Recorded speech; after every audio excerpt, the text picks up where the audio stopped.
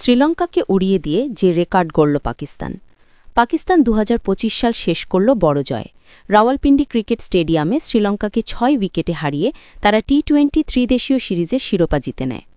প্রথমে ব্যাট করে শ্রীলঙ্কা ১৯.১ ওভারে ১১৪ রানে গুটিয়ে যায়। পাকিস্তানের পক্ষে শাহিন আফ্রিদি ও মোহাম্মদ নওয়াজ দুর্দান্ত বোলিং করেন, যারা ৩টি করে উইকেট নেন। শ্রীলঙ্কার হয়ে কামেল মিশারা সবচেয়ে বেশি রান করেন, তিনি ৪৭ বলে ৫৯ রান করেন। তার ইনিংসে ছিল ২টি ৪ ও ৪টি ৬। জবাবে পাকিস্তান ১৮.৪ ওভারে ৪ উইকেট হারিয়ে লক্ষ্য ছুঁয়ে ফেলে। সাবেক অধিনায়ক বাবর আজম দলকে সামনে থেকে নেতৃত্ব দেন, তিনি ৩৪ বলে ৩৭ রান করেন। তার ব্যাটে ছিল ২টি ৪ ও ১টি ৬। ওপেনার সাইম আয়ুব ৩৩ বলে ৩৬ রান করেন। সাইফজাদা ফারহান ২২ বলে ২৩ রান করেন। দুই ওপেনারই দলকে ভালো শুরু এনে দেন। এই জয়ে পাকিস্তান টি-২০ ক্রিকেটে এক ক্যালেন্ডার বছরে তাদের সর্বাধিক জয়ের রেকর্ড গড়ল। ২০২৫ সালে দলটি ৩৪টি ম্যাচ খেলে ২১টি ম্যাচ জেতে এবং ১৩টি হারে।